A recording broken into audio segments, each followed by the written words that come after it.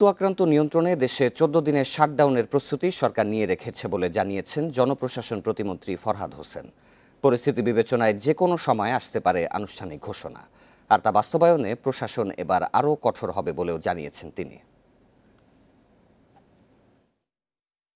Corona ভাইরাসের বিস্তার পুরোপুরি নিয়ন্ত্রণের বাইরে চলে যাওয়ার আগে সারা দেশে অন্তত ১৪ দিনের শাটডাউনের সুপারিশ কারিগরি পরামর্শ কমিটির সভাপতি মোহাম্মদ শহীদুল্লাহ জানান, শাটডাউন মানে জরুরি সেবা ছাড়া সবকিছুই বন্ধ রাখার কথা বোঝানো হয়েছে। আর এই ব্যবস্থা কঠোরভাবে পালন করতে না পারলে যতই প্রস্তুতি থাকুক, স্বাস্থ্য ব্যবস্থা অপ্রতুল হয়ে পড়বে। অফিস আদালত খোলা রাখলে যে মানুষটি অফিসে যাবে তাকে তো একটা পরিবহন নিতেই হবে। আজকে যদি সেইখানে শাটডাউন বলতে জরুরি সেবা ছাড়া সবকিছু বন্ধ, যেমন আমাদের গত বছরে মার্চ এপ্রিলে আমরা দেখেছিলাম, তখন আমাদের যে দ্রুত উন্নতি ঘটেছিল, সেই ধরনের একটা পরিস্থিতিতে আমাদের যেতে যদি চাই, তাহলে আমরা এই ধরনের পরামর্শ দিয়েছি। এর প্রতিক্রিয়ায় সারা দেশ শাটডাউনের জন্য সরকারের প্রস্তুতি আছে বলে জানিয়েছেন জনপ্রশাসন প্রতিমন্ত্রী। আর এবারের বিধিনিষেধ মানাতে আরো কঠোর হবে প্রশাসন। ঢাকা সহ এরকম যদি পরিস্থিতি তৈরি হয়, তাহলে আমাদের হয়তো সেটা করতে হতে পারে, এবং সেরকম একটা প্রস্তুতি আমাদের আছে অলরেডি। আমরা খুবই গভীরভাবে এটা পর্যবেক্ষণ করছি। প্রয়োজন হলে আমরা হয়তো এটা খুব অল্প সময়ের মধ্যেও খুবই কঠোরভাবে আমাদের করতে হবে, সেটি হয়তো আরো কঠোরভাবে করতে হতে পারে। এদিকে করোনা টিকা সংগ্রহের উপর সর্বাত্মক গুরুত্ব দিতে বলেছে জাতীয় কারিগরি পরামর্শ কমিটি। স্বস্তি ফেরাতে ৮০% বেশি মানুষকে টিকার আওতায় আনার তাগিদ তাদের। রেজওয়ানুল হক, ইন্ডিপেন্ডেন্ট নিউজ, ঢাকা। করোনার সংক্রমণ নিয়ন্ত্রণে লকডাউন বা শাটডাউন নয়, কারফিউর সুপারিশ করছেন কোনো জনস্বাস্থ্য বিশেষজ্ঞ। না হলে পরিস্থিতি নিয়ন্ত্রণের বাইরে যাওয়ার আশঙ্কা করছেন তারা। সাধারণের ঘরে থাকা নিশ্চিতে প্রয়োজনে বাসা বাড়িতে খাবার পৌঁছে দেওয়ারও পরামর্শ তাদের। করোনা সংক্রমণের ঊর্ধ্বগতিতে দিশেহারা পুরো দেশ। প্রতিদিনই করোনা শনাক্তে রেকর্ড গড়ছে নতুন নতুন জেলা। রংপুর, রাজশাহী, খুলনা, ঢাকা, চট্টগ্রাম সহ দেশের ৬০টি বিভাগেই ৪০টি জেলা উচ্চ ঝুঁকিতে। শুধু কিছু জেলায় বিচ্ছিন্নভাবে লকডাউন বা শাটডাউন দিয়ে সংক্রমণ নিয়ন্ত্রণ সম্ভব নয় বলছেন জনস্বাস্থ্যবিদরা। সংক্রমণ নিয়ন্ত্রণে কারফিউয়ের মতো কঠোর ব্যবস্থার পরামর্শ তাদের। ৬৪ জেলার ৫০টা জেলা এখন রেড জোন। তাহলে এই ৫০টায় আমি লকডাউন করতে গেলে পাশের জেলা ফাঁকা থাকলে সেখানে ছড়া পড়বে। সারা দেশেই আগামী ১৪ দিন কমপ্লিট কারফিউ যদি দেওয়া হয়, লকডাউন শব্দ ব্যবহার করবো না। লকডাউন এখন কিন্তু সবার কাছে মনে হচ্ছে এটা অন্য কিছু। কারফিউ দিয়ে ঘরে রাখলে আগামী ১৪ দিনের মধ্যে সংক্রমণ রোধ করা সম্ভব, যেটা দিল্লিতে করেছে, ভারতের সব জায়গায় করে আজকে তারা একটা ভালো পজিশনে। শটডাউন বা লকডাউন এইটা তো একটা দীর্ঘস্থায়ী কোনো সমাধান তো এটা দিবে না। যতই লকডাউন দেয়, মানুষ তো মানছে না, মানার চেষ্টাও হচ্ছে না। এরপরেও যদি কন্ট্রোল করা না যায়, তাহলে অন্তত কিছুদিনের জন্য খুব কঠোরভাবে হয়তো কারফিউ দেওয়া লাগতেও পারে। রাজধানী ঢাকাকে বিচ্ছিন্ন রাখতে পাশের ৪ জেলা সহ ৭ জেলায় লকডাউন ঘোষণা হলেও থামছে না মানুষের চলাচল। এ অবস্থায় ঘরে থাকা নিশ্চিত করতে সরকারের বিভিন্ন দপ্তরকে সমন্বিতভাবে কাজ করার তাগিদ বিশেষজ্ঞদের। গরিব রোগীদের খাওয়ার ব্যবস্থাটা যে সমস্ত রাজনৈতিক দল আছে, সামাজিক সংগঠন আছে, রোটারি, লাঞ্চ, তারা মাঠে নেমে যায়। প্রত্যেকের যে সমস্ত লোককে ঘর থেকে বেরোতে দেবো না, তাদের খাবারের ব্যবস্থা করি। বাস্তবায়ন সরকারের পক্ষ থেকে করতে পারে স্বাস্থ্য মন্ত্রণালয়, স্বরাষ্ট্র মন্ত্রণালয়, খাদ্য মন্ত্রণালয়, এবং এরা সবাই মিলে করতে পারে। করোনার প্রথম ও দ্বিতীয় ঢেউয়ের শুরুতে সংক্রমণ ও মৃত্যু বেশি ছিল ঢাকা ও চট্টগ্রামে। এখন সংক্রমণ ও মৃত্যু দুই বেশি দেশের উত্তর ও দক্ষিণ পশ্চিমাঞ্চলের জেলাগুলোতে। Buddhadeb Kundu, independent News, Dhaka. Corona সংক্রমণ তো কমছেই না, উল্টো ভারতীয় ডেল্টা ভ্যারিয়েন্টে নাকাল দেশের নানা জেলা। শনাক্ত মৃত্যুর রেকর্ড হচ্ছে একের পর এক। চিকিৎসকরা বলছেন, এখন আরও কঠোর বিধিনিষেধ না দেয়া হলে পরিস্থিতি হবে ভয়ানক। দেশে ভয়ঙ্কর চেহারা নিচ্ছে করোনার ডেল্টা ভ্যারিয়েন্ট। সীমান্ত এলাকা ছাড়িয়ে এখন নানা জেলায় চলছে এর প্রকোপ। ঢাকা মহানগরের বাইরে একক জেলা হিসেবে ২৪ ঘন্টায় সর্বোচ্চ শনাক্তের রেকর্ড দিনাজপুরে ৪৮৩ জন, এরপর রাজশাহীতে ৩১৪, খুলনায় ২৬০, চট্টগ্রামে ২৪৭, নওগাঁয় ২২১ ও ঠাকুরগাঁয়ে আক্রান্ত ১৮৮ জন। শতাধিক নতুন সংক্রমণ টাঙ্গাইল, কুষ্টিয়া ও ফরিদপুরে। লকডাউন তো চলছেই, তার সাথে আবারও যদি একটা বিষয়ের উপর যদি জনগণ কনসেন্ট্রেট করতে বলে, মনোযোগ দিতে বলে, তাহলে কথা হচ্ছিল যে মাস্ক ব্যবহারটা করতে পারলেই আমাদের সর্বাধিক আমরা লাভবান হব। এবং মাস্ক ব্যবহার সঠিকভাবে ব্যবহার করতে হবে। কেউ মাস্ক মুখের নিচে ঝুলিয়ে রাখলো, তাহলে কিন্তু সেটা হবে না। গত ২৪ ঘন্টায় ৮১ মৃত্যুর মধ্যে ৪৩ জনই রাজশাহী ও খুলনা বিভাগের। করোনা ও এর উপসর্গ নিয়ে একক জেলা হিসেবে সর্বোচ্চ প্রাণহানি হয়েছে রাজশাহীতে ১৩ জন। এছাড়া সাতক্ষীরায় ৯, যশোরে ৯ এবং জয়পুরহাট ও নওগাঁয় মারা গেছে ৫ জন করে। ৩০ থেকে ৪০ এই বয়সের লোকজনই বেশি ভর্তি হচ্ছে, কিন্তু মৃত্যুর দিক থেকে আবার ৫০ ঊর্ধ্ব মানুষ বেশি মারা যাচ্ছে। আমি মনে করি যে ভারতীয় ভেরিয়েন্টের মৃত্যুর হারটা বেশি ছিল। এখন যারা আক্রান্ত হচ্ছে, বিভিন্ন জায়গায় পেপার পত্রিকা আসছে যে ভারতীয় ভেরিয়েন্টেরই সংক্রমণটা ছড়িয়ে পড়েছে। আমি মনে করি সে কারণেই মৃত্যুর হারটা আগের থেকে একটু বেশি। এদিকে আক্রান্তের হিসেবে সবাইকে ছাড়িয়ে গেছে চুয়াডাঙ্গা। পরীক্ষা বিবেচনায় শনাক্তের হার ১০০%। ঝিনাইদহ, মেহেরপুর ও গোপালগঞ্জে এই হার ৫০-এর ওপরে, আর ৪০-এর ওপরে শনাক্ত হয়েছে ফরিদপুর, দিনাজপুর ও সাতক্ষীরায়। Zahidul Bashar, Independent News, Dhaka. এবারে দেশের করোনা পরিস্থিতি নিয়ে আরও জানাতে খুলনা ও গোপালগঞ্জ থেকে যুক্ত হচ্ছেন সহকর্মীরা। শুরুতেই যাব খুলনায়, সেখানে রয়েছেন সহকর্মী অভিজিৎ পাল। অভিজিৎ, গত ২৪ ঘন্টার যদি নমুনা শনাক্তের কথা দেখি, তাহলে তৃতীয় অবস্থানে রয়েছে খুলনা এবং যৌথভাবে রাজশাহীর সাথে মৃতের সংখ্যাও বেশি। তো পরিস্থিতির ভয়াবহতা এখন কতটুকু, প্রশাসন এবং চিকিৎসকেরা কি বলছেন এ বিষয়ে? গত কয়েকদিন ধরে যে সংক্রমণের হার ছিল এবং মৃত্যুহার ছিল, সেটা কিন্তু আমরা গতদিন দেখেছি যে অনেকটাই কমে এসেছে। গত ১২ দিনে খুলনাতে প্রথম কালকে আপনার কোনো ধরনের কোনো মৃত্যু হয়নি এবং সংক্রমণের হারও ছিল ২৯%। তবে সর্বশেষ খুলনা মেডিকেল কলেজের পিসিআর ল্যাবের নমুনা পরীক্ষার যে ফলাফল আমাদের কাছে রয়েছে, সেটা অবশ্যই একটু ভয় পাওয়ারই মতন। আমরা আপনাকে যদি একটু দেখাতে চাই যে গত ২৪ ঘন্টায় খুলনা মেডিকেল কলেজের পিসিআর ল্যাবে ৩৮৬টি নমুনা পরীক্ষা হয় এবং তার মধ্যে ১৯৯টি হার হচ্ছে ৫১%। এবং এর মধ্যে খুলনারই নমুনা ছিল ৩২১টি, যার মধ্যে ১৭৬টা পজিটিভ এসেছে এবং পরীক্ষা অনুযায়ী শনাক্তের হার দাঁড়িয়েছে ৫৪%। বাকি বরিশালে ১৪ জন, সাতক্ষীরায় ২ জন, যশোরে ৬ জন এবং গাজীপুর, গোপালগঞ্জে ১ জন আক্রান্ত হয়েছেন। এই হচ্ছে যখন খুলনার একটি মাত্র ল্যাবে সংক্রমণের হার। কিছুক্ষণ পরে আরো বেশ কয়েকটি জায়গায় খুলনায় এখন নমুনার পরীক্ষা করা হয়ে থাকে। অতএব এই ফলাফল পেলে পুরোপুরিভাবে শনাক্তের হারটি জানা যাবে। এবং হাসপাতালগুলোতেও ঠিক একই ধরনের অবস্থা, রোগীর চাপ রয়েছে উপচে পড়া। পার্শ্ববর্তী জেলা এবং উপজেলাগুলো থেকে রোগীরা একেবারে বিপদগ্রস্ত অবস্থায় আসছে এবং এই জন্য হাসপাতালে মৃত্যুর হার কোনো অবস্থাতেই কমছে না। গতকাল যেখানে খুলনায় মৃত্যু শূন্য ছিল, সেখানে খুলনার যে হাসপাতালগুলোতে করোনার চিকিৎসা হয়ে থাকে, সেখানে কিন্তু মৃত্যুর সংখ্যা ছিল ৬ জন, যার মধ্যে সাতক্ষীরার ২ জন, যশোরের ১ জন, গোপালগঞ্জের ১ জন এবং বাগেরহাটের ১ জন। এবং এই করোনা সংক্রমণ এবং মৃত্যুহার রোধে কিন্তু জেলা প্রতিরোধ কমিটির যে ৭ দিনের কঠোর বিধিনিষেধ, সেই কঠোর বিধিনিষেধ চলছে খুলনাতে। আমরা এখন নগরীর শিববাড়ি মোড়ে আছি। যদিও শুক্রবার রাস্তায় লোকজনের সমাগম কম আছে, তারপর আমরা দেখছি যে রিক্সা চলছে এবং স্বাস্থ্যবিধি মানার ব্যাপারে, মাস্ক ব্যবহারের ব্যাপারে কিন্তু আসলে তেমন ধরনের মানুষের মধ্যে সচেতনতা দেখা যাচ্ছে না। তবে প্রশাসনের অভিযান আসলে অনেকটাই চোখে পড়ার মতন।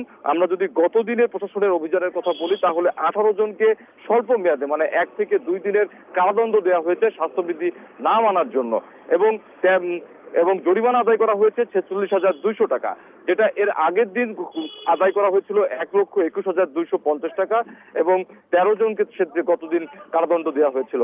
এই যখন অবস্থা, তখন মানুষের মধ্যে আসলে সচেতনতা বৃদ্ধি পাচ্ছে না। তারা মাস্ক পরিধান করতেছে না এবং মাস্কের যে ব্যবহার, সেই ব্যবহারও নিশ্চিত হচ্ছে না এবং সকল ক্ষেত্রে স্বাস্থ্যবিধিও নিশ্চিত করা যাচ্ছে না। চিকিৎসকরা বারবারই বলছেন যে সকল ক্ষেত্রে যদি স্বাস্থ্যবিধি নিশ্চিত না করা যায় এবং মানুষের মধ্যে যদি সেই সচেতনতা বোধ তৈরি না হয়, তাহলে আসলে এই যে করোনা সংক্রমণের হার এই যে দক্ষিণ পশ্চিম অঞ্চলের সীমান্তবর্তী জেলাগুলোতে চলছে, তাহলে সেটি দিয়ে আসলে নিয়ন্ত্রণের বাইরে চলে যাবে বলে তারা আশঙ্কা করছেন। এবং এই কারণেই তারা শুরু থেকে একটি কথাই বলছেন যে কোনো ভাবেই হোক সকল ক্ষেত্রেই স্বাস্থ্যবিধি নিশ্চিত করতে হবে এবং মাস্ক পরিধানের বিষয়টি নিশ্চিত করতে হবে।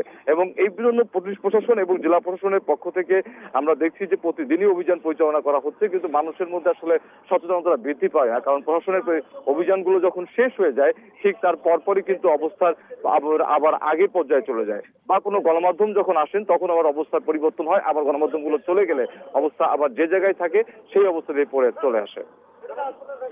অভিজিৎ আমাদের সাথেই থাকবেন। এবার আমরা একটু গোপালগঞ্জের পরিস্থিতি জানবো, জানাবেন সহকর্মী প্রসূন কুমার মণ্ডল। প্রসূন, গোপালগঞ্জে প্রায় 50% মতো শনাক্তের হার দেখা গেছে বিগত 24 ঘন্টায়। তো এরপরে প্রশাসন কি ধরনের ব্যবস্থা নিচ্ছে এবং সেখানকার চিকিৎসা ব্যবস্থা কেমন রয়েছে? গোপালগঞ্জে গত 24 ঘন্টায় যে শনাক্তের হার তাতে 50% হয়েছে। তো মৃত্যু হয়েছে 4 জনের, গোপালগঞ্জ সদরে 2 জন এবং মুর্শিদপুরে 1 জন, কাশিনিতে 1 জন।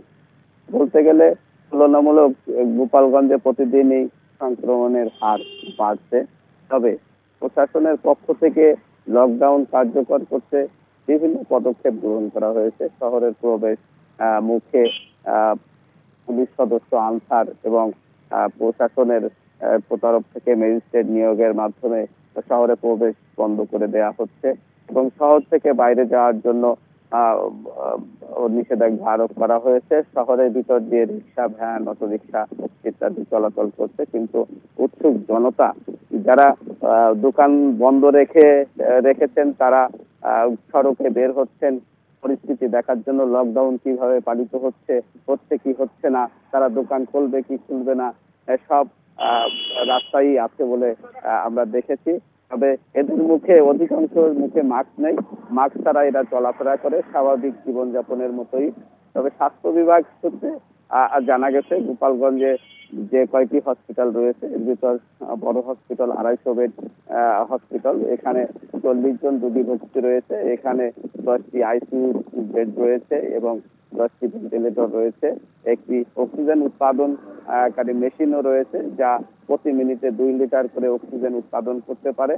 স্বাস্থ্য বিভাগ করোনা রোগীদের সামাল দিতে ইতিমধ্যে ব্যাপক পদক্ষেপ গ্রহণ করেছে। তারা স্বাস্থ্যকর্মী, ডাক্তার এবং নার্সদের সমন্বয়ে যে টিমটি আছে এরা সার্বক্ষণিক দায়িত্ব পালন করছে এবং প্রশাসনের পক্ষ থেকে লকডাউন কার্যকর করতে এবং করোনার ঊর্ধ্বগতি নিয়ন্ত্রণে যে পদক্ষেপগুলি গ্রহণ করছে সেটি হলো প্রতিদিন শহরে এবং গ্রাম এলাকায় মাইকিং করা হচ্ছে, স্বাস্থ্যবিধি মানার জন্য আহ্বান করছে। এরপরেও জনগণ কিন্তু এই সরকারের এবং প্রশাসনের নিষেধাজ্ঞা অমান্য করে রাস্তায় বের হচ্ছে। বলি গোপালগঞ্জের বড় বাজার, যেটি কাঁচা বাজার নামে পরিচিত, সেখানে সকাল 6টা থেকে 10টা পর্যন্ত মার্কেট খোলা রাখা হয়েছে। তবে এই মার্কেটের সব মুদি দোকানগুলো বন্ধ রাখা হয়েছে। শহরের ব্যবসা প্রতিষ্ঠান, কাপড়ের দোকান, শপিং মল এবং বিভিন্ন দোকান বন্ধ রাখা হলেও এই সময় আপনি যেমনটি বললেন, আমরা আশা করছি যে প্রশাসন আরো সচেতন হবে এবং মানুষও স্বাস্থ্যবিধি মেনে চলবে। গোপালগঞ্জ এবং খুলনা থেকে করোনা ভাইরাস পরিস্থিতির খবর জানাচ্ছিলেন সহকর্মীরা। রাজশাহীতে শহরের চেয়ে গ্রামে বাড়ছে করোনার সংক্রমণ, এরপরও গ্রামের স্বাস্থ্যবিধি মানছে না মানুষ। এমন পরিস্থিতিতে শুধু নগরই নয়, উপজেলা পর্যায়েও লকডাউনের তাগিদ দিচ্ছেন বিশেষজ্ঞরা। রাজশাহী নগরী থেকে 12 কিলোমিটার দূরের পবা উপজেলার নওহাটা এলাকা। ভ্যানে গাদাগাদি করে চলাচল করছে মানুষ। হাটের ক্রেতা বিক্রেতা কারো মুখে নেই মাস্ক। রাজশাহীর গ্রামাঞ্চলে করোনা সংক্রমণ হুহু করে বাড়লেও স্বাস্থ্যবিধি মানার আগ্রহ নেই সাধারণ মানুষের। সরকার গাড়ি ঘোড়াও চলতে দেবে না, আবার যে কয়েকটা গাড়ি ঘোড়া চলছে সেখানে তো গাদাগাদি করা ছাড়া উপায় নাই। বাড়িতে যেহেতু সমস্যা, এখন এই ঝুঁকি বলে কোনো লাভ হবে না, এই হাট বলে কোনো লাভ হবে না। এখন পেটে যদি ভাত থাকে তাহলে আপনার সবকিছু ঠিক করা যায়, কিন্তু পেটে ভাত না থাকলে তো বেরোতেই হবে। স্বাস্থ্য বিভাগের বিশ্লেষণে উঠে এসেছে গত কয়েকদিনের সংক্রমণের 60 ভাগই গ্রামে করোনা নিয়ন্ত্রণ করা না গেলে পরিস্থিতি আরো ভয়াবহ হওয়ার আশঙ্কা করা হচ্ছে। প্রতিদিনই আমাদের উপজেলায় যে টেস্টগুলো হচ্ছে এগুলো কিন্তু অনেক বেড়েছে, আগের তুলনায় আমরা অনেক বেশি সংখ্যক টেস্ট করছি। গ্রামের মানুষের যে অসচেতনতা, এটা আমাদের কাছে একটা বিশাল বড় ফ্যাক্টর। শহর ভিত্তিক আমাদের যে কার্যক্রমগুলো চালাচ্ছি, এতে আমার কাছে মনে হচ্ছে যে আমরা যারা গ্রামে বেশি ইনফেক্টেড হচ্ছে, যেখান থেকে বেশি ভক্তি হচ্ছে, সেই দিকে আমাদের অ্যাটেনশনটা কম। আমাদের মনে এই দিকে আমাদের বেশি অ্যাটেনশন দিয়ে কাজগুলো করতে হবে। রাজশাহী সিটি কর্পোরেশন এলাকায় লকডাউন চললেও উপজেলা পর্যায়ে সংক্রমণ নিয়ন্ত্রণে তেমন কোনো বিধিনিষেধ নেই, কঠোর নয় প্রশাসনও। একটা শহরের সাথে সমস্ত উপজেলার যোগাযোগ বিচ্ছিন্ন মানেই তো লকডাউন আর সেখানে বাকি থাকে না। এখন মনে করেন গ্রামে তো আর লকডাউন দেওয়া সম্ভব না, তাই না? উপজেলা লকডাউন বলতে উপজেলা হেডকোয়ার্টার, অর্থাৎ আমার কোনো উপজেলা থেকে রাজশাহী শহরে কোনো গাড়ি ঘোড়া আসতে পারতেছে না। সো এটা তো লকডাউনই বলা হয়। জনস্বাস্থ্যবিদরা বলছেন, পরিস্থিতি বিবেচনায় কৌশল নির্ধারণ না করে কেবল নগরীতে লকডাউন দিয়ে খুব বেশি সুফল পাওয়ার সুযোগ নেই। Independent news desk. দেশের কমপক্ষে 20টি জেলায় করোনার নমুনা পরীক্ষা বাড়ানো যাচ্ছে না। প্রতিদিন পরীক্ষা হচ্ছে 100-রও কম। উপসর্গ নিয়ে ঘুরছেন অনেকেই। পরীক্ষার সংখ্যা বাড়াতে বেসরকারিভাবে অ্যান্টিজেন পরীক্ষার অনুমোদন দিয়েছে স্বাস্থ্য মন্ত্রণালয়। ফি নির্ধারণ করা হয়েছে 700 টাকা। 2-1 দিনের মধ্যে এই পরীক্ষা চালু হবে বলে জানিয়েছেন স্বাস্থ্যমন্ত্রী জাহিদ মালেক। শুধু সীমান্ত নয়, করোনার উচ্চ সংক্রমণ প্রায় সব জেলাতেই। যেখানে যত বেশি নমুনা পরীক্ষা, সেখানে তত বেশি করোনা শনাক্ত হচ্ছে। প্রতিদিন কমপক্ষে 10টি জেলায় শনাক্তের হার থাকে 50-এর বেশি। সারা দেশে পাড়া মহল্লায় সর্দি জ্বরের রোগী। নানা কারণে পরীক্ষায় আগ্রহ নেই সাধারণ মানুষের। শরীয়তপুর, হবিগঞ্জ, মাগুরা, ঝালকাঠি, ভোলা, বরগুনা সহ কমপক্ষে 20টি জেলায় প্রতিদিন নমুনা পরীক্ষা হয় 100-রও কম। তাদেরকে যখন আমরা স্যাম্পল নিতে বলতেছি যে আপনি স্যাম্পলটা দিয়ে যান, যেহেতু আপনার জ্বর, সর্দি, কাশি, করোনার সবগুলো লক্ষণ আছে, তারা আপনি স্যাম্পলটা দিয়ে যান। তারা বলছে না, আমরা ওষুধ নিতে আসছি, ওষুধটা দিয়ে দেন, আমরা পরীক্ষা পরে করাবো। এই পিকচারটাই কিন্তু সব জায়গায় অ্যাভেলেবেল। মানে এই পিকচারটার কারণেই তারা আসলে এই লকডাউন করা লাগবে, তাদেরকে 10 দিন 14 দিন বাসার ভিতরে অবস্থান করা লাগবে, এটার কারণে তারা পরীক্ষা করতে যাচ্ছে না। করোনা শনাক্তে RT-PCR এর পাশাপাশি প্রতিটি উপজেলাতে র্যাপিড অ্যান্টিজেন পরীক্ষা চালু আছে। পরীক্ষা বাড়াতে বেসরকারিভাবেও অ্যান্টিজেন পরীক্ষার উদ্যোগ নিচ্ছে সরকার।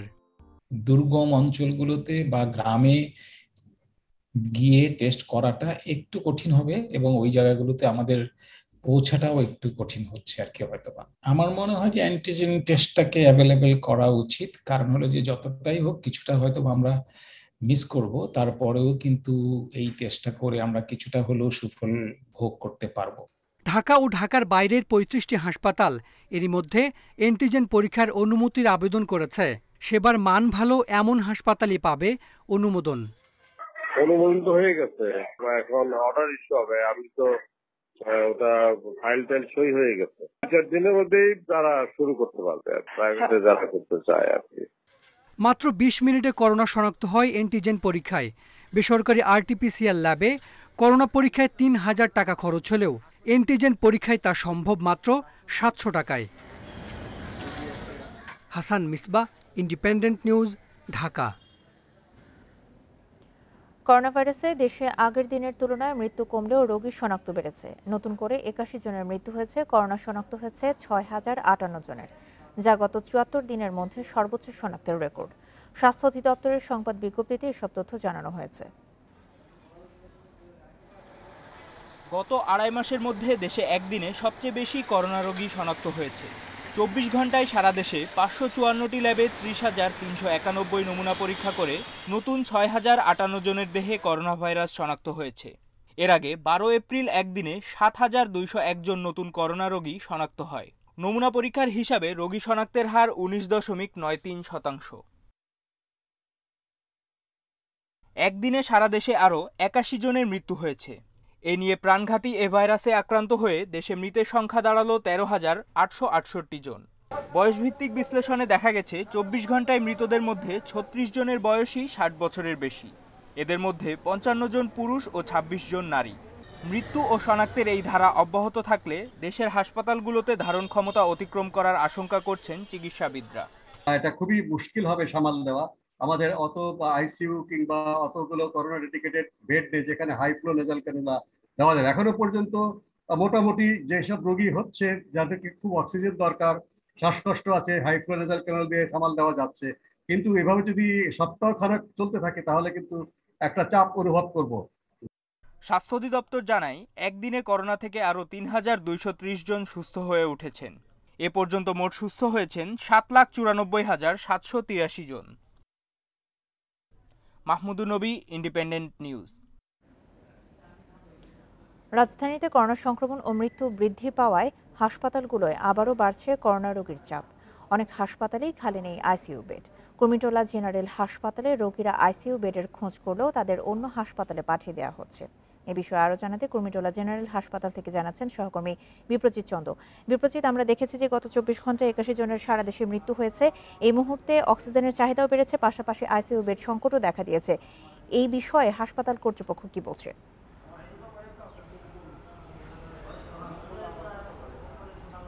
দেখুন, করোনা সংক্রমণ কিন্তু আবারও ভয়াবহভাবে বেড়ে চলেছে। গেল এক সপ্তাহের ব্যবধানে কিন্তু মৃত্যু এবং শনাক্ত দুটির সংখ্যায় বেড়েছে এবং সেই ধারাবাহিকতায় কিন্তু আবারও হাসপাতালে শয্যা সংকট তৈরি হবার পথে, অর্থাৎ প্রতিটি হাসপাতালেই কিন্তু শয্যার চাহিদা বেড়েছে। আমি যদি কুর্মিটোলা জেনারেল হাসপাতালের কথা আপনাকে বলতে চাই, এখানে মোট 300টি সাধারণ তার মধ্যে 271টিতেই কিন্তু রোগী ভর্তি আছেন এবং 10টি আইসিইউর মধ্যে এখানে কোনো শয্যা কিন্তু ফাঁকা নেই। এছাড়া সরকারি হাসপাতাল যে কলেজ শয্যা মাত্র খালি আছে এবং সেখানে 20টি আইসিইউ শয্যার কোনোটি কিন্তু ফাঁকা নেই। একই অবস্থা কিন্তু মুগদা জেনারেল হাসপাতালে, সেখানে যে 24টি আইসিইউ আছে তার সবগুলোই কিন্তু রোগী ভর্তি। শহীদ সোহরাওয়ার্দী হাসপাতালের অবস্থা যদি আমি আপনাকে একটু বলি, সেখানে 10টি আইসিইউ শয্যার মধ্যে কোনো শয্যায় ফাঁকা নেই, অর্থাৎ প্রতিটি শয্যায় রোগী ভর্তি আছেন। একই অবস্থা আসলে সংক্রামক ব্যাধি হাসপাতাল, জাতীয় হৃদরোগ ইনস্টিটিউট, 250 শয্যা বিশিষ্ট টিবি হাসপাতাল সহ অন্যান্য কোভিড ডেডিকেটেড হাসপাতালগুলোতে। একমাত্র ডিএনসিসি কোভিড ডেডিকেটেড যে হাসপাতালটি রয়েছে সেখানে কিন্তু সাধারণ শয্যা একটিও ফাঁকা নেই, অর্থাৎ 250টি সাধারণ শয্যার মধ্যে 250টিতে রোগী ভর্তি। তবে এখানে আইসিইউ শয্যা বেশ কিছু ফাঁকা আছে, অর্থাৎ 212টি আইসিইউ শয্যার মধ্যে 130টি এখনো খালি রয়েছে। তাই সব মিলিয়ে যদি আমি বলতে চাই, ঢাকাতে যে 15টি কোভিড ডেডিকেটেড সরকারি হাসপাতাল আছে সেখানে মোট বেডের সংখ্যা, সাধারণ শয্যার সংখ্যা 3455টি, যার মধ্যে 2208টি কিন্তু এখন পর্যন্ত খালি আছে। তবে 384টি আইসিইউ শয্যার মধ্যে খালি আছে এখন পর্যন্ত 180টি, যা দিয়ে স্পষ্টভাবেই কিন্তু এটি বলা যাচ্ছে যে হঠাৎ করে করোনা রোগীর শনাক্তের সংখ্যা এবং আক্রান্তের সংখ্যা যেমন বাড়ছে, সেই সঙ্গে সঙ্গে হাসপাতালের শয্যা সংখ্যার চাহিদাও কিন্তু একই হারে বাড়তে শুরু করেছে। জনস্বাস্থ্য বিশেষজ্ঞরা যেটি বলছেন, সংক্রমণের অর্থাৎ শনাক্তের এই ধারা যদি অব্যাহত থাকে তাহলে কিছুদিনের মধ্যেই কিন্তু হাসপাতালে শয্যা সংকট তৈরি হবে এবং থেকে পরিত্রাণের জন্য সবাইকে স্বাস্থ্যবিধি কঠোরভাবে মেনে চলার আহ্বান জানিয়েছেন জনস্বাস্থ্য বিশেষজ্ঞরা। কুর্মিটোলা জেনারেল হাসপাতাল থেকে আইসিইউ বেড সংকট নিয়ে জানাচ্ছিলেন সহকর্মী বিপ্রজিৎ চন্দ। করোনা সংক্রমণ বাড়ার সঙ্গে বাড়ছে রোগীদের জন্য অক্সিজেনের চাহিদা। এই পরিস্থিতিতে বিনামূল্যে অক্সিজেন সরবরাহ বাড়িয়েছে আবুল খায়ের গ্রুপ। হাসপাতালে প্রতিদিন 7 টনের জায়গায় দেয়া হচ্ছে 27 টন তরল অক্সিজেন। দৈনিক রিফিল হচ্ছে 500 সিলিন্ডার। দেশে অক্সিজেনের সংকট হবে না বলে আশ্বস্ত করছে প্রতিষ্ঠানটি। গত বছর করোনা রোগীদের জন্য নিজেদের কারখানার প্ল্যান্টে উৎপাদিত অক্সিজেন হাসপাতাল ও সাধারণ মানুষকে বিনামূল্যে সরবরাহ শুরু করে আবুল খায়ের গ্রুপ। এ পর্যন্ত বিনামূল্যে রিফিল করে দেওয়া হয়েছে 18,000-এরও বেশি সিলিন্ডার। সম্প্রতি দেশে করোনার সংক্রমণ ঊর্ধ্বমুখী হওয়ায় বাড়তি অক্সিজেনের চাহিদা মেটানোর উদ্যোগ নিয়েছে প্রতিষ্ঠানটি। আগে প্রতিদিন 7 টন তরল অক্সিজেন দেওয়ার সক্ষমতা থাকলেও তা বাড়িয়ে করা হয়েছে 27 টন। দৈনিক 200 সিলিন্ডারের পরিবর্তে রিফিল করা হচ্ছে 500টি। আমাদের এই প্ল্যান্টের ক্যাপাসিটি 260 টন পার ডে এবং আমাদের এটা আমরা বাড়াচ্ছি। আমরা যেখানে ছিল তার থেকে প্রায় 2 to 3 টাইমস আমরা ইনক্রিজ করেছি এবং আমাদের প্রয়োজন হলে পর আমরা আরও বাড়াতে চেষ্টা করব। প্রয়োজনে নিজেদের কারখানায় অক্সিজেনের সরবরাহ বন্ধ রেখে পরিস্থিতি সামাল দেওয়ার কথা জানিয়েছেন প্রতিষ্ঠানটির কর্মকর্তারা। বর্তমানে 500 সিলিন্ডার প্রতিদিন দিতে পারি। আমাদের এই সিস্টেমটা যখন হবে তখন আমরা এখানে 1,500 থেকে 2,000 সিলিন্ডার আমরা প্রতিদিন সরবরাহ করতে পারবো। কোম্পানি অলরেডি সেই ব্যবস্থা করে ফেলছে এবং আগামী মাস থেকে আমাদের সমস্ত মেশিনের আসা শুরু করবে। দেশে এক মাসে যা প্রয়োজন সেটা মানে 180 থেকে 190টি এরকম। কাজে আমাদের এখন বর্তমানে যে মজুদটা আছে সেইটা দিয়েও আমরা 1 মাস ইজিলি সাপ্লাই দিতে পারবো। কাজেই আমরা শুধু দেশবাসীকে আশ্বস্ত করতে চাই, কোনো অবস্থাতেই কেউ যেন কোনো ভীত সন্ত্রস্ত না হয়। আমরা এখান থেকে নিরবচ্ছিন্নভাবে মেডিকেল অক্সিজেন সাপ্লাই দিতেই থাকবো। এ পর্যন্ত 20টি হাসপাতালে নিজস্ব খরচে কেন্দ্রীয় অক্সিজেন সরবরাহ ব্যবস্থাও তৈরি করে দিয়েছে আবুল খায়ের গ্রুপ। Independent news desk. দেখছেন সকাল 9টার বিরতিহীন সংবাদ। অন্যান্য খবরের সাথে এছাড়াও আরও যা থাকছে। পাসপোর্টের সাবেক ডিজি মাহবুদের বিরুদ্ধে দুদকের মামলা, 4,72,00,000 টাকার অবৈধ সম্পদ অর্জনের অভিযোগ।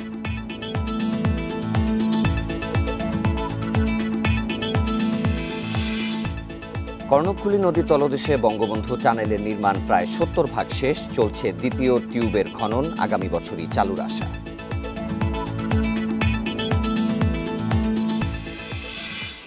কয়েকদিনে টানা বর্ষণ ও উজানের পাহাড়ি ঢলে দেশের ৭৯ পয়েন্টের নদ নদীর পানি বৃদ্ধি পাচ্ছে।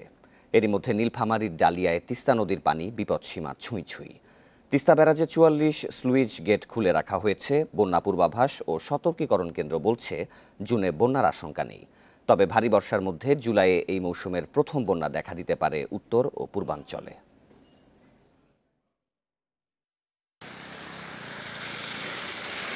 সারা দেশে ভারী বৃষ্টিতে সমতলে নদীর পানি বাড়ছে। নীলফামারী ডালিয়া ব্যারেজ পয়েন্টে তিস্তার পানি বিপদসীমা ছুঁই ছুঁই।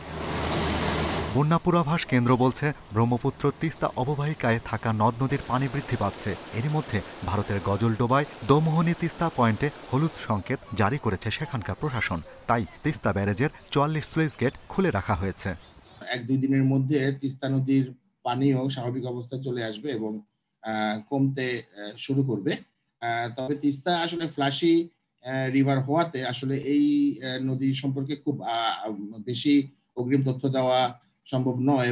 সাধারণত জুন ও জুলাই মাসে ব্রহ্মপুত্র অববাহিকায় নদ নদীর পানি বাড়ে, কিন্তু এবার এই সময় উজানের গঙ্গা ও পদ্মায় আশঙ্কাজনকভাবে পানি বৃদ্ধি পাচ্ছে। তাই দেশের মধ্যাঞ্চল ও দক্ষিণের উপকূলীয় এলাকার নিম্নাঞ্চলে পানি প্রবেশ করেছে।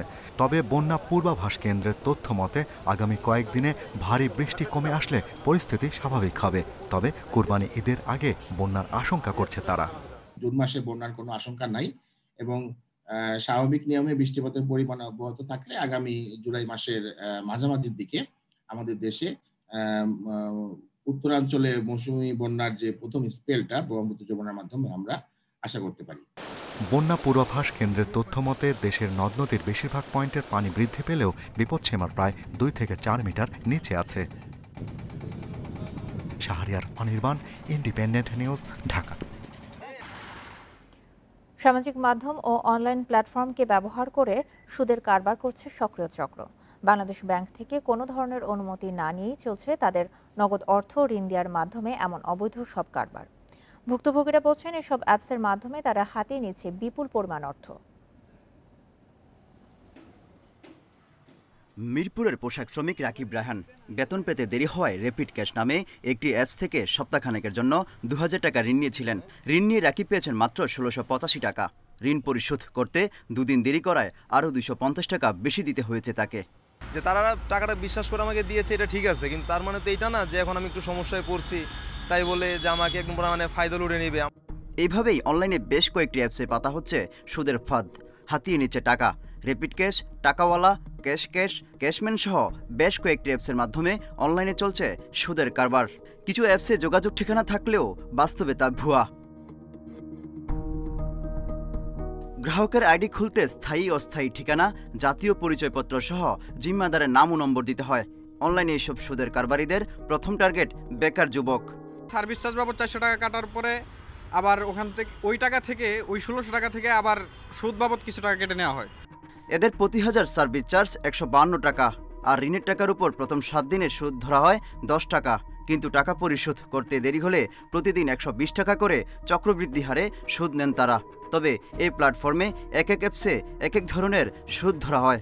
৮ দিন পর আমার পরিশোধ করতে হয়েছে ২১০৫ টাকা। এইরকম সুদ দেখার পরে আমি আর ওইখান থেকে লোন নেই নাই। বাংলাদেশ ব্যাংকের কোনো ধরনের অনুমতি ছাড়াই ঋণ দেয়া নেওয়ার কাজ করছে এইসব অ্যাপসের প্রতারকেরা।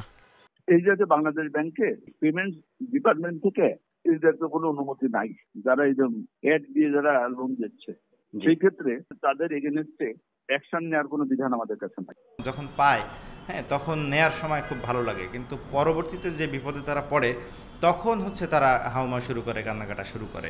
কিন্তু ব্যাপারটা হচ্ছে যে এই যে নেওয়া বা দেওয়া পুরো যে প্রক্রিয়াটা হচ্ছে এটা তো পুরোটাই অবৈধ।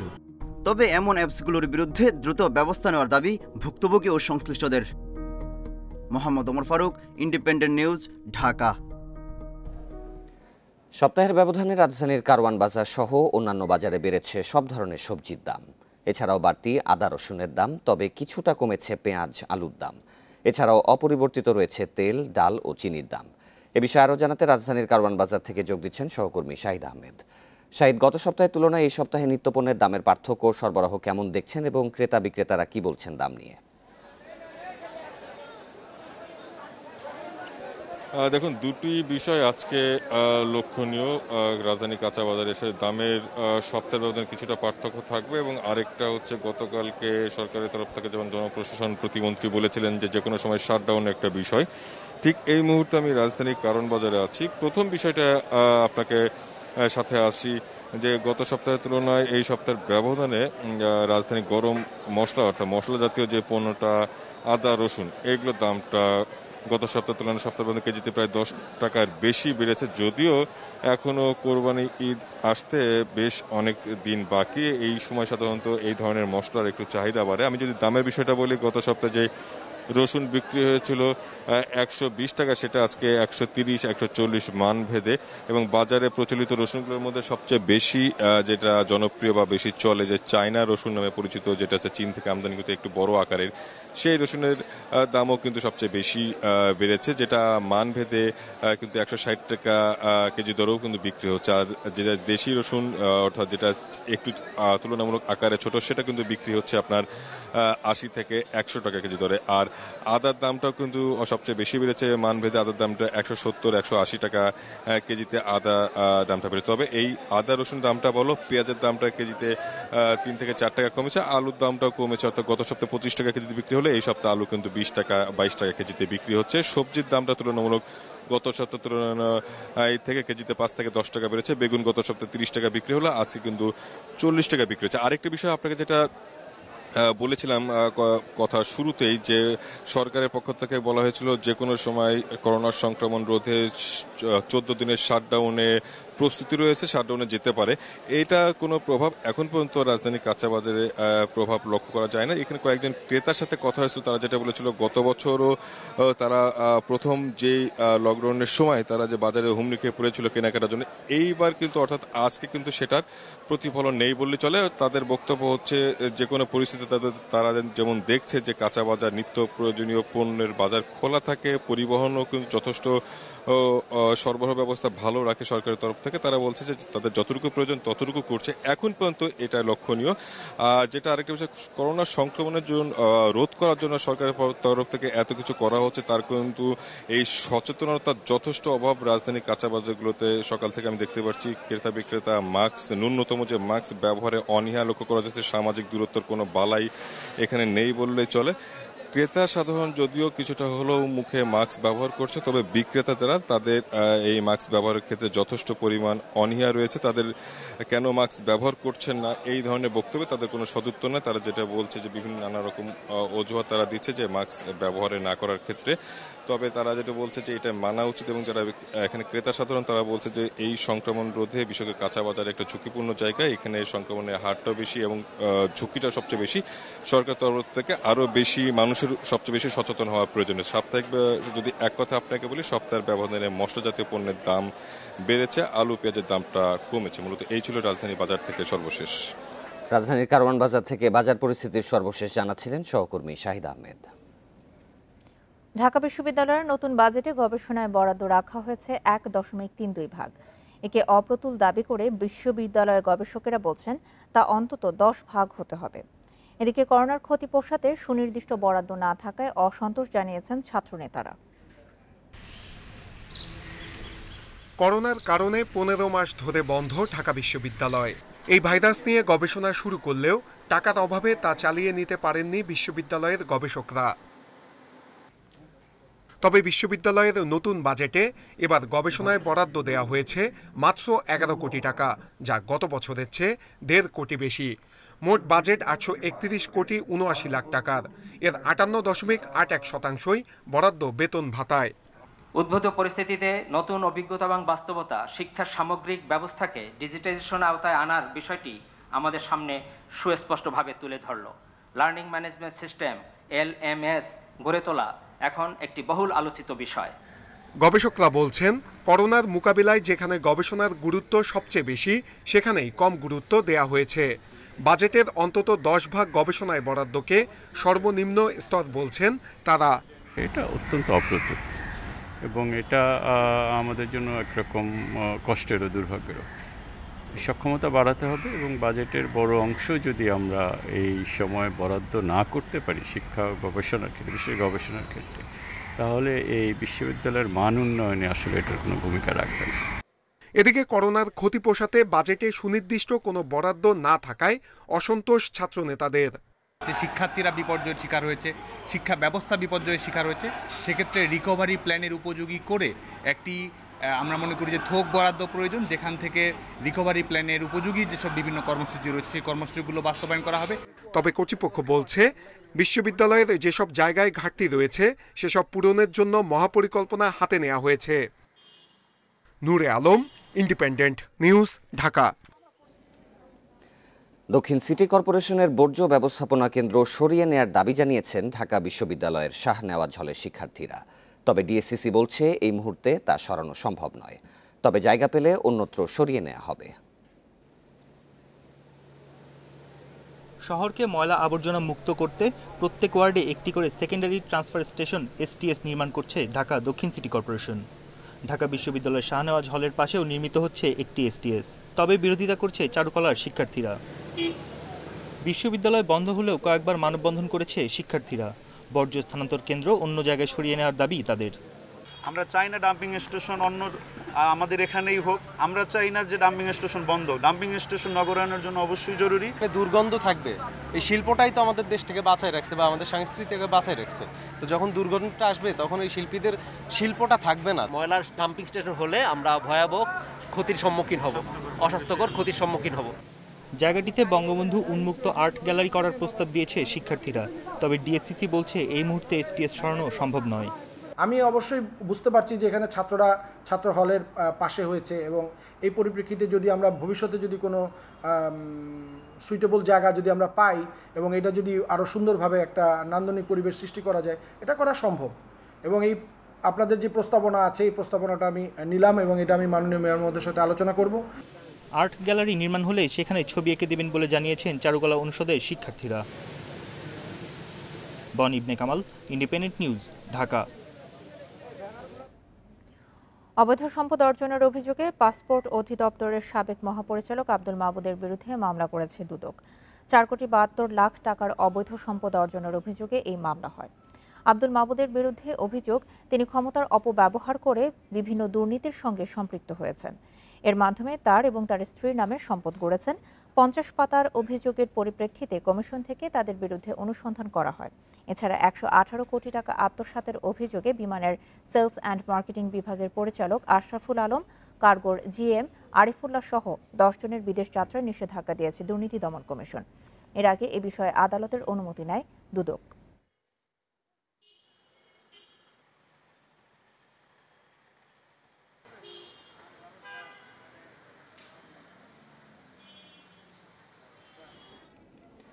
করোনার বাধা পাশ কাটিয়ে 2022 সালের ডিসেম্বরের মধ্যে চালুর লক্ষ্যে এগিয়ে চলছে কর্ণফুলীর তলদেশ দিয়ে বঙ্গবন্ধু টানেল নির্মাণ প্রকল্প। এখন চলছে এই টানেলের দ্বিতীয় টিউবের খনন। এরই মধ্যে প্রকল্পের 69% কাজ শেষ হয়েছে বলে জানিয়েছে সেতু বিভাগ। কর্ণফুলীর তলদেশ দিয়ে নির্মিত হচ্ছে বঙ্গবন্ধু টানেল। এতে টিউব থাকছে দুটি। এর মধ্যে শেষ হয়েছে টানেলের পতেঙ্গা প্রান্ত থেকে আনোয়ারামুখী টিউবের নির্মাণ কাজ। এখন চলছে আনোয়ারা থেকে পতেঙ্গামুখী টিউবের খনন। 3.31 কিলোমিটারের এই টানেলে টিউব দুটির দৈর্ঘ্য 2450 মিটার। এরই মধ্যে খনন হয়েছে 1610 মিটার।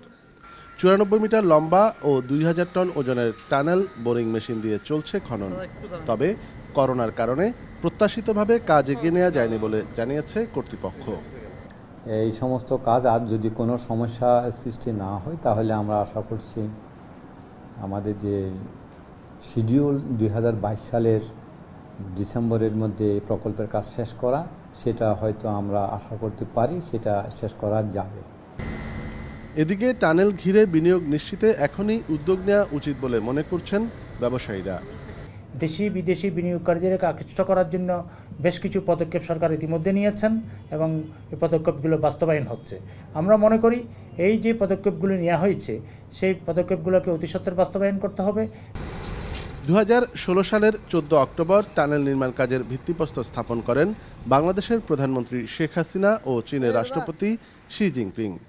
10,374 কোটি টাকার এই প্রকল্পে 5,913 কোটি 19 লাখ টাকা ঋণ হিসেবে দিচ্ছে চীনের এক্সিম ব্যাংক। বাকি টাকা দিচ্ছে বাংলাদেশ সরকার। চীনের সাংহাই শহরের আদলে ওয়ান সিটি টু টাউন ধারণাকে সামনে রেখে চট্টগ্রাম শহরকে কর্ণফুলী নদীর ওপারে সম্প্রসারিত করছে এই বঙ্গবন্ধু টানেল। এর ফলে চট্টগ্রাম বন্দরকেও কর্ণফুলী নদীর ওপারে সম্প্রসারণের সুযোগ তৈরি হচ্ছে। সংশ্লিষ্টরা বলছেন, এর বাইরে কক্সবাজারের মহেশখালী পর্যন্ত শিল্প কারখানা স্থাপনের এক অনন্য সুযোগও তৈরি হচ্ছে। অনুপম শীল, ইন্ডিপেন্ডেন্ট নিউজ, চট্টগ্রাম। দেখছেন সকাল ৯টার বিরতিহীন সংবাদ। এছাড়া সংবাদে আরও যা থাকছে, বিশ্বে করোনায় আরও প্রায় ৮,০০০ মৃত্যু, নতুন শনাক্ত ৩,৯৪,০০০। ব্রাজিলে একদিনে ২,০০০-এর বেশি মানুষের প্রাণহানি।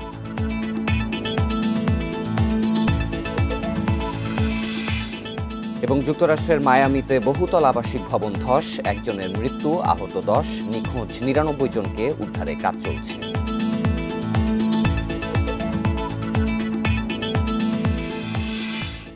বিশ্বে করোনা একদিনে মারা গেছে ৭,৯৯৮ জন, নতুন করে আক্রান্ত ৩,৯৯,০০০।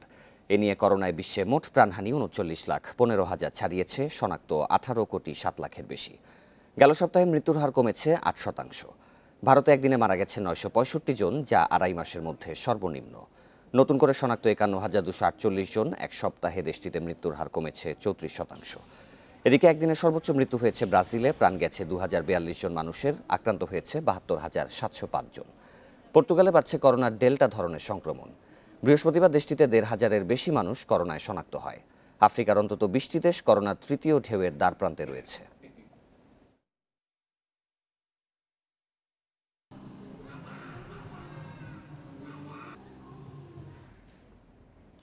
যুক্তরাষ্ট্রের মিয়ামি শহরে একটি বহুতল আবাসিক ভবন ধসে একজনের মৃত্যুর খবর পাওয়া গেছে। আহত অন্তত ১০ জন এবং নিখোঁজ রয়েছেন ৯৯ জন। সিএনএন বলছে, স্থানীয় সময় বৃহস্পতিবার মধ্যরাতে সাউথ ফ্লোরিডার মিয়ামির ১২তলা ভবনটির একাংশ ভেঙে পড়লে এই হতাহতের ঘটনা ঘটে।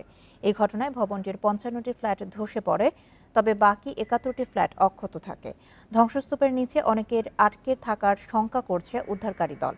এ পর্যন্ত ৩৫ জনকে উদ্ধার করা হয়েছে। নিখোঁজদের একজন প্যারাগুয়ের ফার্স্ট লেডির আত্মীয় বলে জানিয়েছে স্থানীয় প্রশাসন।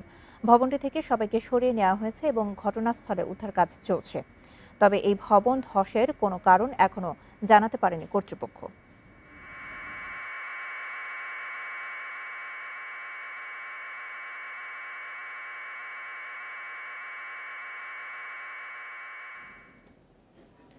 ভারতের প্রধানমন্ত্রী নরেন্দ্র মোদী ডাকা সর্বদলীয় বৈঠকে কাশ্মীরকে বিশেষ রাজ্যের মর্যাদা ফিরিয়ে দেওয়ার দাবি জানিয়েছে রাজ্যটির নেতারা।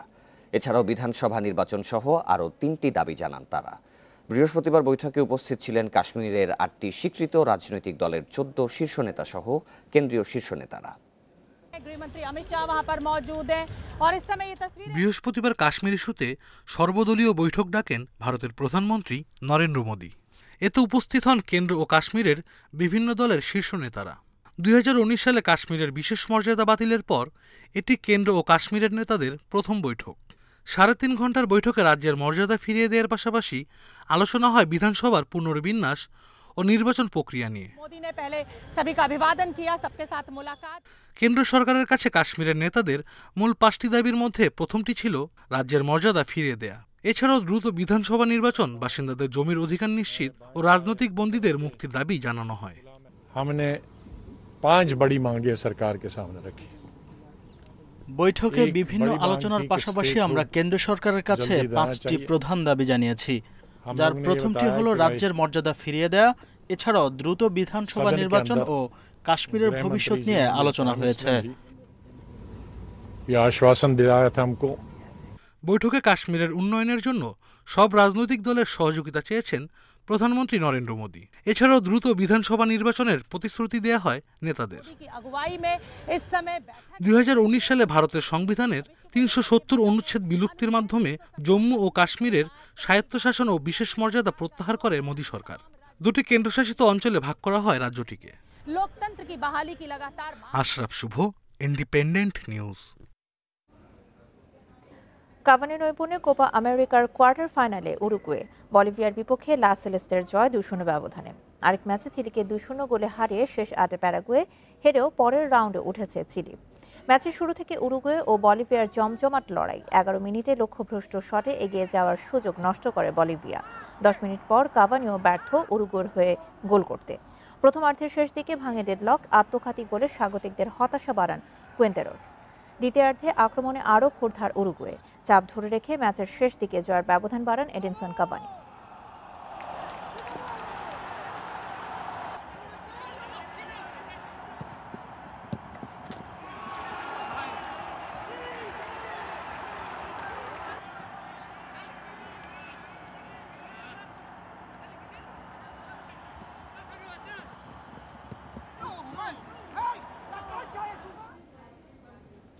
শেষ করছি এখনকার বিরতিহীন ইন্ডিপেন্ডেন্ট সংবাদ। তবে যাওয়ার আগে শিরোনামগুলো আরও একবার।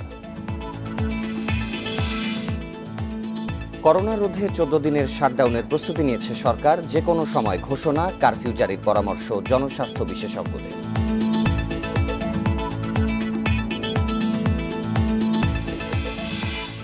ভারতীয় ডেল্টা ভ্যারিয়েন্ট ব্যাপক হারে ছড়াচ্ছে গ্রামে গঞ্জে।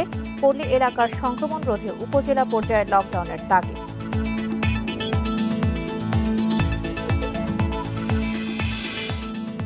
দেশের উত্তর পূর্বাঞ্চলে মধ্য জুলাইয়ে বন্যার শঙ্কা। টানা বর্ষণ, পাহাড়ি ঢলে ৭৯ পয়েন্টে বেড়েছে নদ নদীর পানি।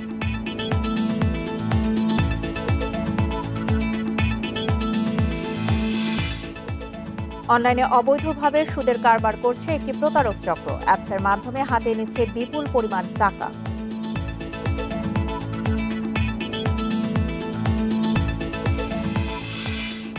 এবং ঢাকা বিশ্ববিদ্যালয়ের বাজেটের মাত্র ১.৩২ ভাগ দেওয়া হয়েছে গবেষণায়। কমপক্ষে 10% বরাদ্দের দাবি।